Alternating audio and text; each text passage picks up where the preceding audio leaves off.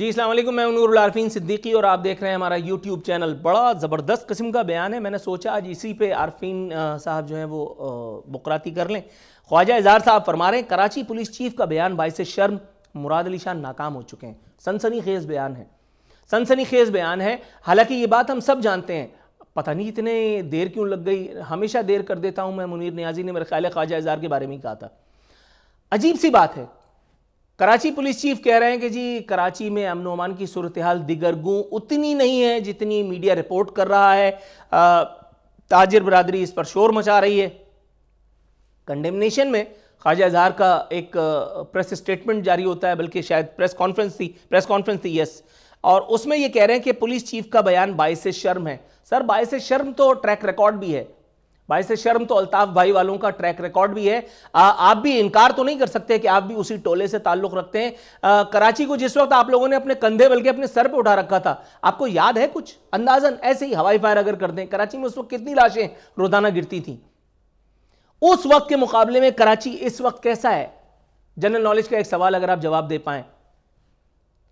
बहुत जिसको कहते हैं ना कड़वी हकीकत है, बात निकलेगी तो फिर दूर तलक जाएगी। आप मजम्मत कर रहे हैं, लेकिन हुकूमत में रहते हुए मजम्मत, यहाँ तो आपको कोई तदारुक करना चाहिए। और आप ये पहली हुकूमत में तो नहीं है सर, आप उस वक्त भी हुकूमत में थे, आज आप फिर हुकूमत में हैं। उस वक्त भी आपने कुछ नहीं किया, खाली खुली बयान दागते रहे।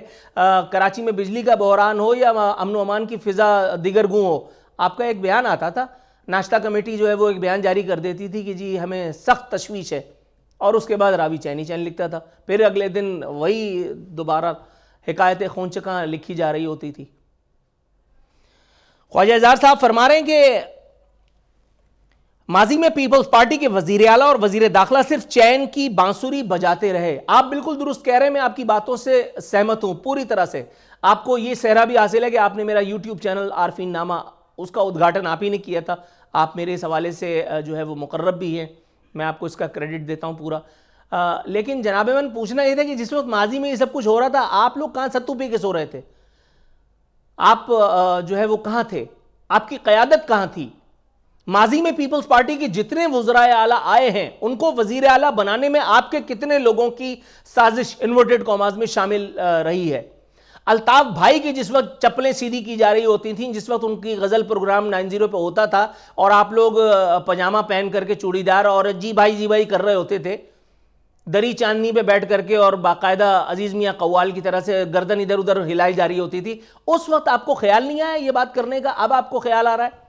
पीपल्स पार्टी के बारे में आप जो इंफॉर्मेशन दे रहे हैं, इसी किस्म की इंफॉर्मेशन आपने इस हुकूमत में शमूलियत से पहले भी दी थी, बल्कि आपने तो बाकायदा अहोफोगा की एक महफिल सी सजा रखी थी। हर दूसरे दिन आपको वडेरे बुरे लग रहे थे, हर दूसरे दिन आपको सिंधी जागीरदार वडेरे और वो तबका इस्तेहसाली जो है लग रहा था। उसके बाद आप फिर उन्हीं वडेरों के साथ आकर के इक़्तिदार में शरीक हो गए। पीडीएम की हुकूमत में, if I am not wrong, if I am not mistaken, आप हुकूमत का हिस्सा हैं।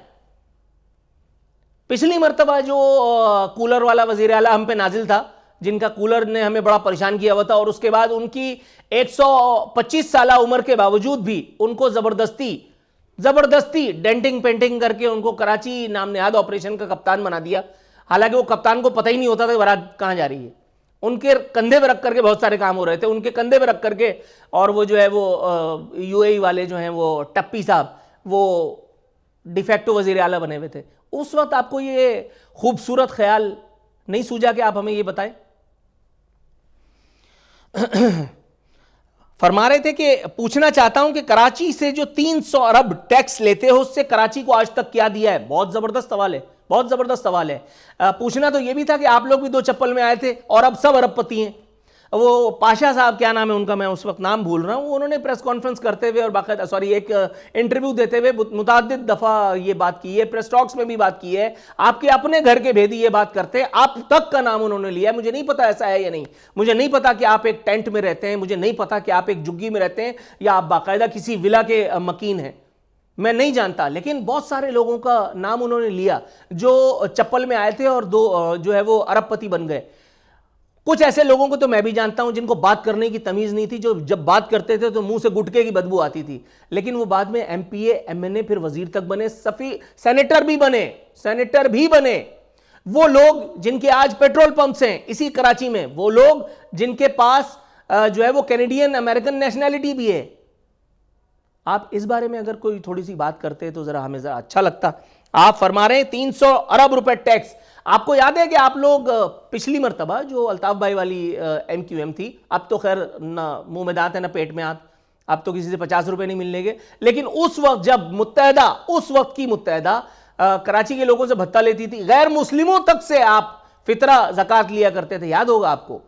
वो पैसे किसकी ईमा पर लिए जाते थे और उस पैसों को लेते हुए, छीनते हुए, उसको माले मुफ्त की तरह, माले गनीमत की तरह बांटते हुए, उस वक्त वो नहीं आती थी जो ख्वाजा आसिफ साहब कहते हैं।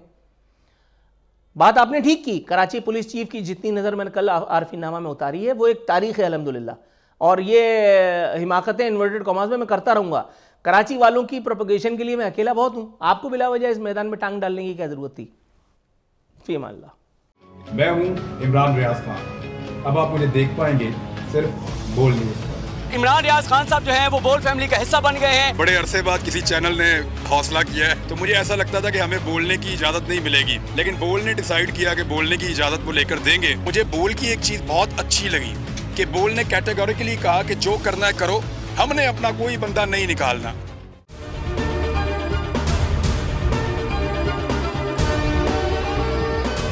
सबसे ज्यादा व्यूज, सबसे ज्यादा रील्स और सबसे ज्यादा रेटिंग के साथ बोल अब भी नंबर 1 पोजीशन पर बरकरार। सब्सक्राइब करें और बेल दबाएं ताकि कोई खबर रह न जाए।